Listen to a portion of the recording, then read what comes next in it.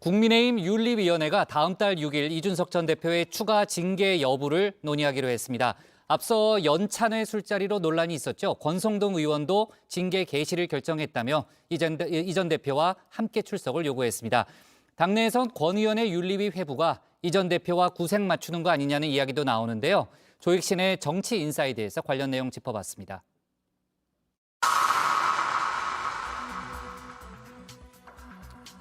국민의힘이 어제 윤리위를 열었죠. 수해 현장에서 사진 찍기에만 진심이었던 이분, 징계 대상에 올랐는데요. 솔직히 비좀 왔으면 좋겠어요. 대표실장님 사진 잘 나고. 변명의 여지가 없는 사안입니다. 국민 정서와 동떨어진 실언으로 당의 명예를 실추시켰다. 당원권 6개월 정지에 중징계를 내렸습니다. 권은희 의원도 어제 윤리위에 출석했는데요. 경찰국 신설에 반대하며 이상민 행정안전부 장관의 탄핵을 주장했었죠. 윤리위가 당론에 어긋나는 행동을 했다며 이를 문제 삼은 겁니다. 행정부 견제는 헌법기관인 국회의원 본연의 역할이라는 게 본연의 일관된 입장이었는데요.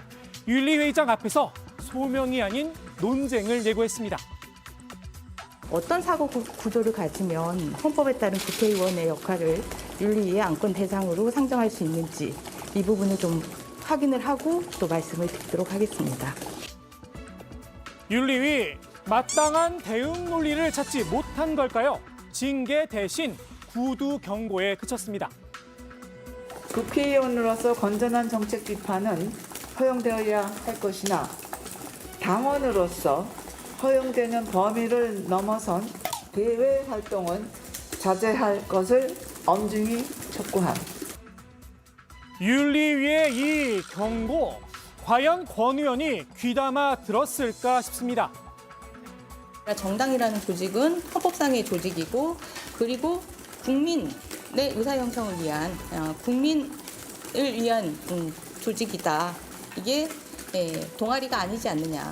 국민의 힘이 결정을 했기 때문에 입을 다물라고 한다면 이것은 정당이 해야 되는 역할이 아니지 않느냐. 오히려 입을 다무는 것이 저는 국민의 힘에 해가 되는 행위라고 생각을 한다. 어제 열린 윤리위, 사실 관심은 이준석 전 대표를 추가 징계할지 여부였는데요.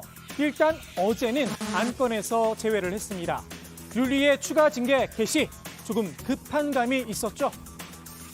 대통령이 국외 순방을 할 때 후닥닥 윤리를 열어서 그런 일을 벌였는지도 의아했는데 네. 이번에 또 왜 취소하는지도 의아해요. 당초 28일 날 하기로 했으면 처음부터 28일 날 열어서 윤리의 어떤 절차를 진행했다면 그렇죠. 예. 그때도 논란이 없었고 지금도 논란이 없겠죠. 실제로 이런 오해인 듯 오해 아닌 오해를 사기도 했습니다. 사실 애초에 전략은 가처분에 신청인 적격을 탈락시키기 위해서 그 전에 제명을 하려던 전략이었는데 이 전 대표의 추가 징계안, 윤리위는 다음 달 6일에 논의하겠다고 밝혔는데요. 그런데 뜻밖의 인물을 같이 불러냈습니다. 차기 회의를 10월 6일로 잡았습니다. 10월 6일에는 이준석 당원과 권선동 당원 모두 출석 요청을 하기로 결정하였습니다. 권성동 의원, 원내대표 신분으로 금주령이 내려진 연찬회에서 술을 마시고 노래를 부르는 장면이 포착됐었죠.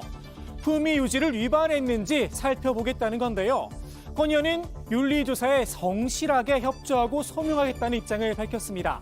다만 이번 윤리외부를 심각하게 보고 있진 않은 듯합니다. 걱정해주는 박덕흠 의원에게 징계 대상도 아니다 이야기한 걸 보면 말입니다. 권 의원은 당시 논란이 된 술자리, 출입 기자들의 권유 때문에 어쩔 수 없었다는 입장이죠. 이 자리에 와달라고 기자분들이 먼저 요청한 거고요. 저 사진은 네 번째 마지막 자리에서 연출된 것인데 노래를 권유했던 것도 저 자리에 참석했던 기자들이에요. 징계보다는 국회 바닥에 쏟아진 커피가 더 실질적인 위협이었는지도 모르겠습니다.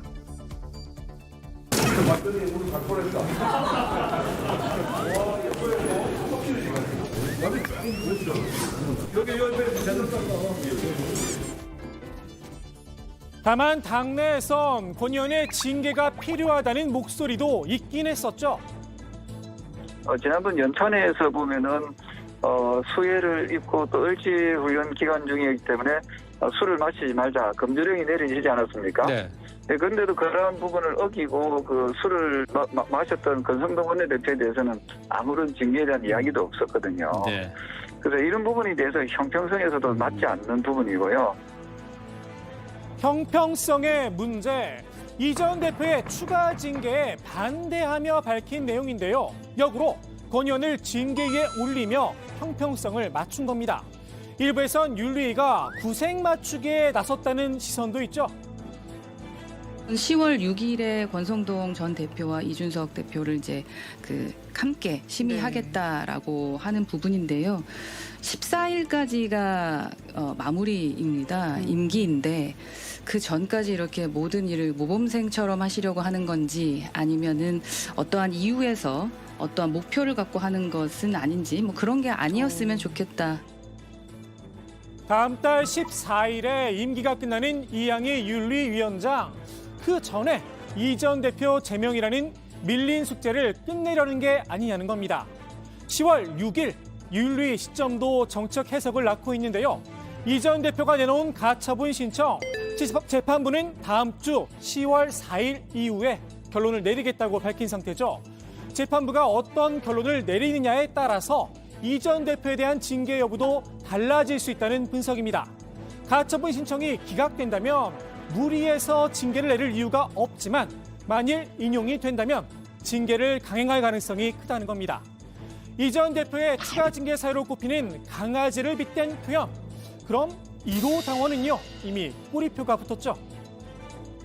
대통령께서 비서관 논란도 있고 여기에 대해서 윤리위가 과연 같은 잣대로 할 수 있느냐를 질문했을 때 저는 못할 거라고 보고 있고 그렇기 때문에 이준석 대표의 징계도 어렵지 않을까에 대한 생각이 있고요. 윤리는 이 전 대표가 가처분 신청을 한 것도 문제를 삼았는데요. 재판 청구권은 헌법에 명시된 기본권이다 반론이 나옵니다. 추가 징계에 대한 국민 여론도 이 전 대표에게 좀 더 유리한 상황인데요. 국민의힘의 징계 시도 잘못하고 있다는 응답이 57.3%였습니다. 그럼에도 징계를 한다면 이 전 대표가 내밀 카드 결론은 하나입니다. 그 제명도 가처분 대상이 되거든요. 또다시 법정 다툼이 불가피하다는 건데요. 국민의힘 주류 입장에선 가처분 신청이 기각되는 게 가장 깔끔한 시나리오일 듯합니다. 하지만 만일 인용이 된다면 말 그대로 재앙입니다. 이 사건이 인용된다는 것은 저희는 상상하고 싶지가 않습니다. 저희 당으로서는 재앙입니다. 정진석 비대위가 해체되고 조영 직무대행 체제로 전환이 불가피한데요. 조영 지도부 구성원이 단 둘이 될 가능성이 큽니다. 전국위원회에서 최고위원 보궐선거를 못하게 해놨어요. 돌아올 길을 막아놓은 거예요. 저희 당은 최고위원도 못 뽑아요. 당원을 살려줬잖아요. 그래서 원내대표하고 정책위원회 의장 2명만 지도부가 되는 거예요. 2명이서 해야 되는 거예요. 2명이서. 아니면 당원을 또 바꿔. 이게 최악이죠. 한 번도 지금도 엉망진창인데 뭐 한 번 바꾼다면 또 못 바꾸겠어요? 국민의힘 차기 당권주자들 사이에선 가처분이 인용될 수 있다며 차라리 조기 전당대회를 열어서 혼란 상황을 종식시키자는 주장도 나왔는데요. 이 역시 쉽지는 않아 보입니다. 이준석 전 대표는 내년 1월 당대표로 복귀하겠다는 의사를 분명히 하고 있죠. 당대표, 그러니까 최고위가 살아있는 것을 전제로 해서 주호영 신임 원내대표가 당대표 직무대행을 하면서 이준석 대표가 징계가 끝나는 내년 1월 달까지 당을 관리하게 될 것입니다. 조기 전대도 결론은 가처분으로 끝날 확률이 높습니다. 전당대회 개최 소집을 합니다. 거기에 대해 가처분이 또 들어갑니다. 가처분 신청의 무한 루프. 국민의힘 지도부 입장에선 재앙을 피하려면 결국 법원의 판단이 중요한데요. 기각이냐 인용이냐 국민의힘의 고민. 조영 원내대표의 이 발언에 고스란히 묻어있는 듯합니다. 오늘의 정치인사이드 주 원내대표의 이 말로 마무리합니다. 저는 법률적으로 이번 가처분이 인용되지 않을 것이라는 생각을 하고 있습니다만은 지난번에도 하도 예측 밖의 결정이 나와서 섣불리 단정은 하지 않겠습니다.